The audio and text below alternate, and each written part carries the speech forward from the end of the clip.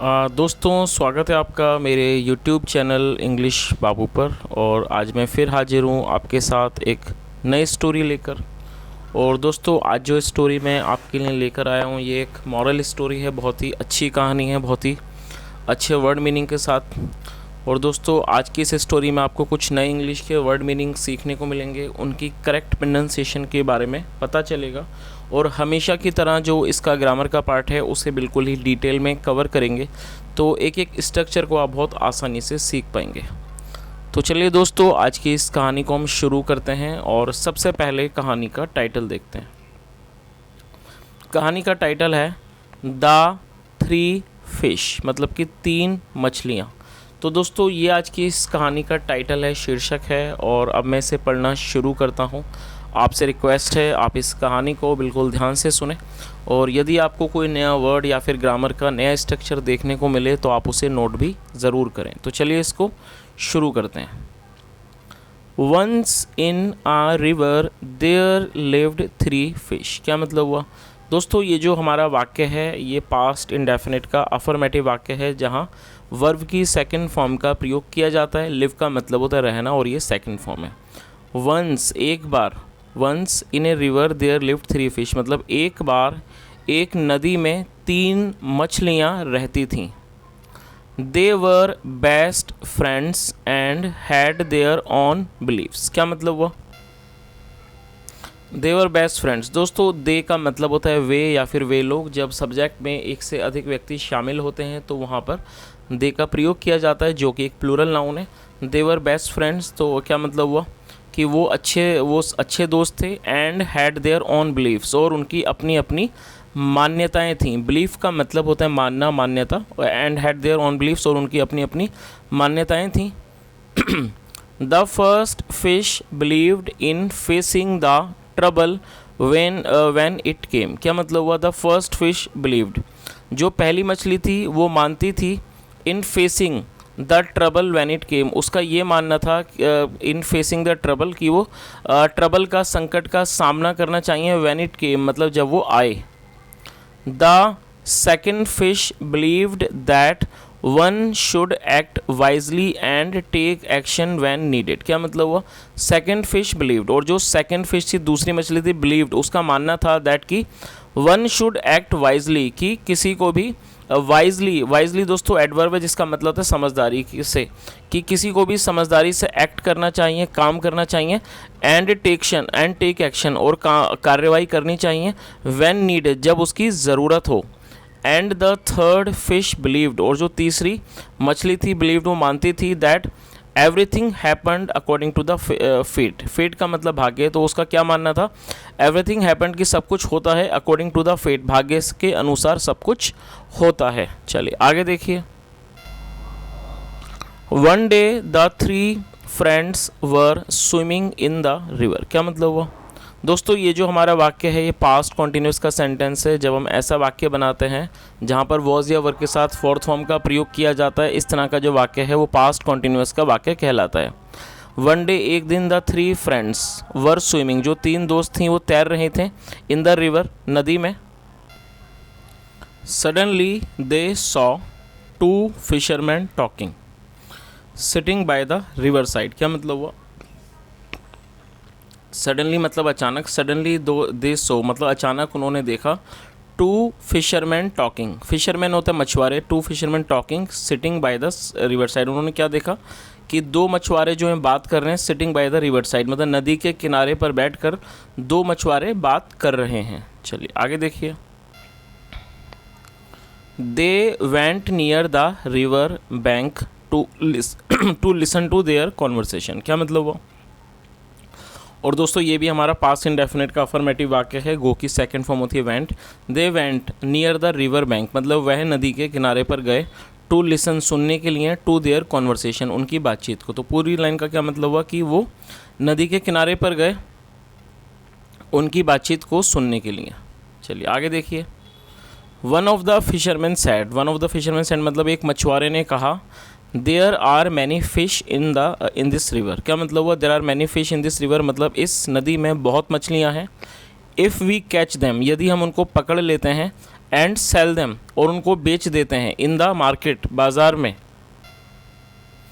We can earn a lot of profit, मतलब हम बहुत मुनाफा कमा सकते हैं। दोस्तों प्रॉफिट का मतलब है लाभ, मुनाफा। तो उन्होंने क्या कहा कि यदि हम इनको पकड़ लेते हैं और मार्केट में बेच देते हैं, we can earn a lot of profit, हम बहुत मुनाफा कमा सकते हैं।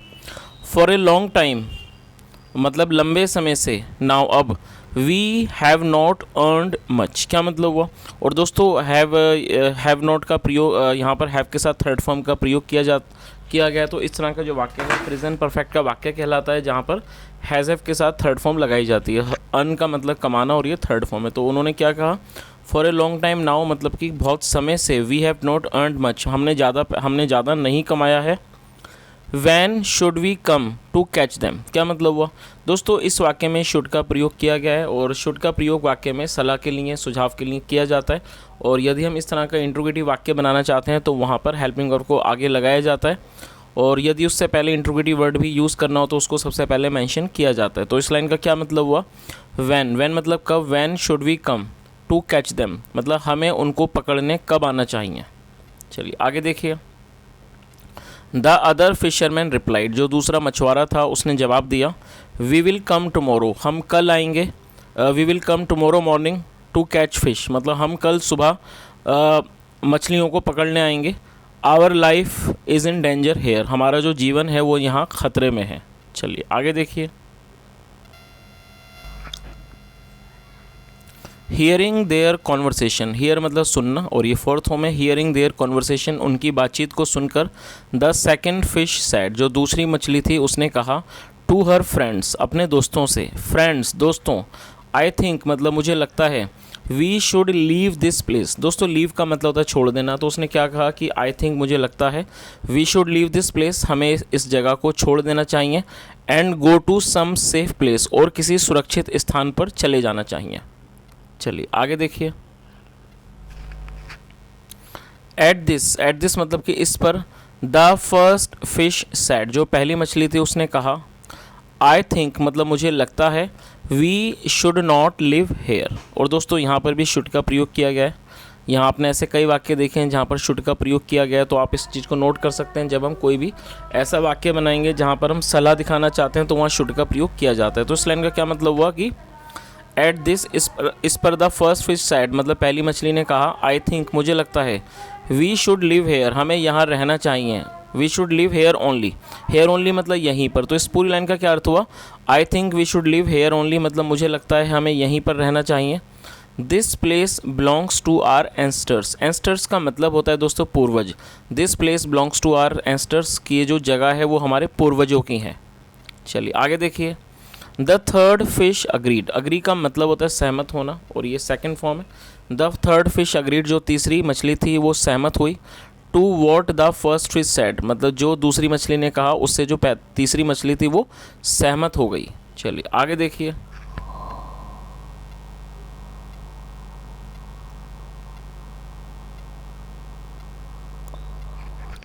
The second fish again tried to make them understand, क्या मतलब हुआ। और दोस्तों मेक अंडरस्टैंड का मतलब होता है समझाना। तो इस पूरी लाइन का क्या अर्थ निकला, द सेकंड फिश, जो दूसरी मछली थी, फिश अगेन ट्राइड, उसने दोबारा कोशिश की, टू मेक देम अंडरस्टैंड, उनको समझाने की।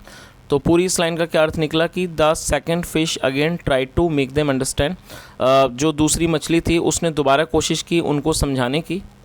आई नो, मैं जानती हूँ, दैट आवर एंस्टर्स की, that our ancestors lived hair, उसने क्या कहा कि मैं जानती हूँ, दैट की आर एंस्टर्स, जो हमारे पूर्वज थे, लिव्ड हेयर, वो यहाँ रहते थे।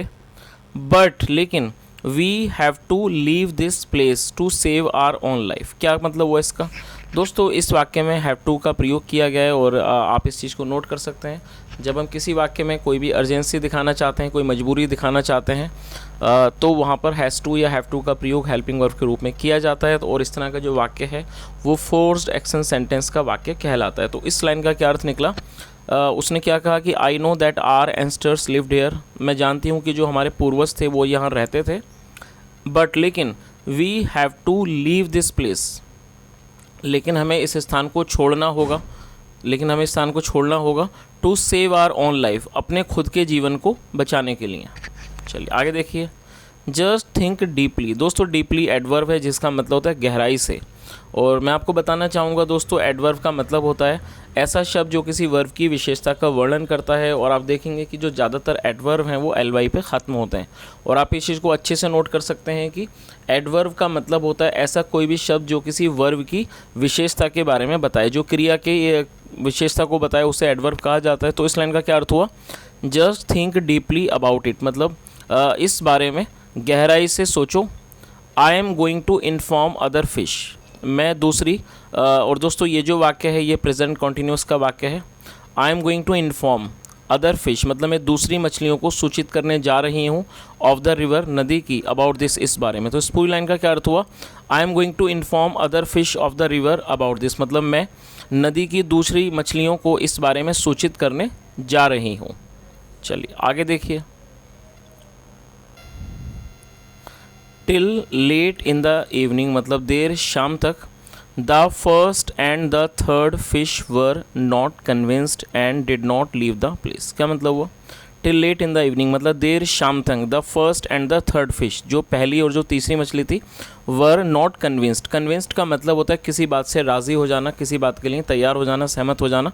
तो इस पूरी लाइन का क्या अर्थ हुआ कि till late in the evening मतलब देर शाम तक जो पहली और जो तीसरी मछली थी, वर नॉट कन्विंस्ड, वो तैयार नहीं हुए, and did not leave the place, और उन्होंने उस स्थान को नहीं छोड़ा।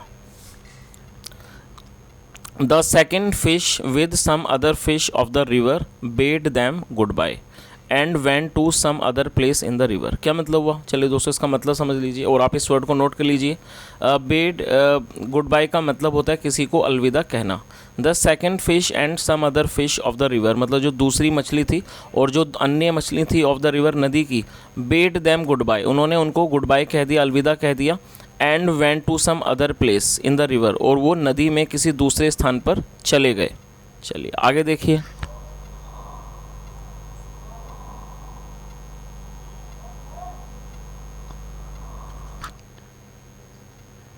नेक्स्ट मॉर्निंग मतलब कि अगली सुबह, the fisherman came to the river and threw their net, क्या मतलब हुआ? नेक्स्ट मॉर्निंग मतलब अगली सुबह, द फिशरमैन केम, जो फिशरमैन थे, मछुआरे थे, वो आए, टू द रिवर, वो नदी पर आए, एंड थ्रू, और दोस्तों ये थ्रो की सेकंड फॉर्म है, थ्रू मतलब थ्रो मतलब फेंकना, और ये सेकंड फॉर्म है, एंड थ्रू देयर नेट, और उन्होंने अपने जाल को फेंक दिया। Despite their effort to escape, दोस्तों डिस्पाइट का आप नोट कर सकते हैं, डिस्पाइट मतलब बावजूद, despite their effort to escape मतलब उनके, एस्केप का मतलब होता है बचकर निकल जाना। डिस्पाइट देयर एफर्ट मतलब अपने उनके प्रयासों के बावजूद, टू एस्केप बचने के उनके प्रयासों के बावजूद, both the first and the third fish eventually got caught, क्या मतलब हुआ? Both the first and the third, दोनों मतलब पहली और जो तीसरी मछली थी, इवेंचुअली मतलब अंततः, गॉट कॉट वो फंस गई, इन द नेट वो जाल में फंस गई। The first fish thought of a brilliant idea, और जो पहली जो मछली थी, thought of a brilliant idea, उसने बहुत ही एक अच्छा जो आइडिया था, जो एक विचार था, वो उसे सूझा। When the fisherman were to take him out of the net, जब जो फिशरमैन थे, जो मछुआरे थे, were to take him out of the net, जब उन्हें उसको बाहर निकालना था जाल से, he pretended to be dead, क्या मतलब हुआ? दोस्तों प्रिटेंड का मतलब होता है नाटक करना, झूठा दिखावा करना, और आप इसे नोट कर सकते हैं। तो उसने क्या मतलब हुआ इस लाइन का? ही प्रिटेंडेड टू बी डेड, उसने मरे हुए होने का नाटक किया, दिखावा किया। The fisherman through him back into the river, जो फिशरमैन था, जो मछुआरा था, थ्रू हिम बैक, उसने उसे वापस फेंक दिया, इनटू द रिवर, उसने उसे नदी में वापस फेंक दिया। एज जैसे कि they had no use for a dead fish, क्योंकि उनके पास एक मरी हुई मछली का कोई भी काम नहीं था। They had no use for a dead fish मतलब उनके लिए मरी हुई मछली का कोई भी काम नहीं था। चलिए आगे देखिए।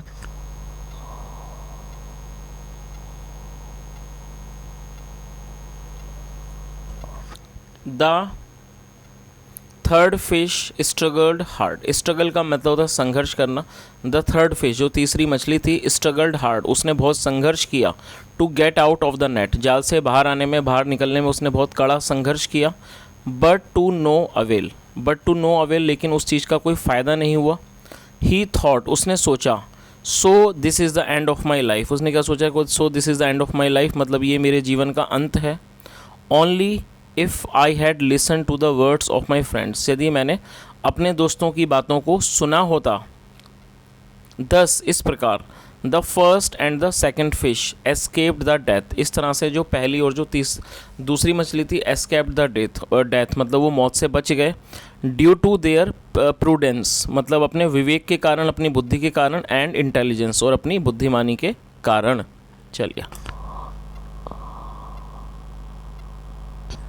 चलिए दोस्तों, अब इस कहानी का जो मॉरल है वो भी एक बार देख लेते हैं। इस कहानी का क्या मॉरल है। One should either be far sighted और इंटेलिजेंट, क्या मतलब वो दोस्तों, ये जो वर्ड है फार साइटेड, इस आप इससे नोट कर सकते हैं, ये एक एडजेक्टिव है। फार साइटेड का मतलब होता है दूरदर्शी। One should either be far sighted और इंटेलिजेंट, तो क्या मतलब इस लाइन का कि किसी को भी या तो दूरदर्शी होना चाहिए और इंटेलिजेंट या फिर बुद्धिमान होना चाहिए। तो दोस्तों, ये आज की एक छोटी सी कहानी थी अच्छे मॉरल के साथ, और मैं उम्मीद करता हूँ कहानी आपको अच्छी लगी होगी। और यदि मेरा पढ़ाने का प्रयास भी आपको अच्छा लगा हो तो आपसे रिक्वेस्ट है, वीडियो को लाइक करें, शेयर करें, चैनल को सब्सक्राइब करें, और यदि कोई सुझाव हो तो कमेंट के माध्यम से ज़रूर बताएं। सुनने के लिए thank you so much. Have a nice day and bye.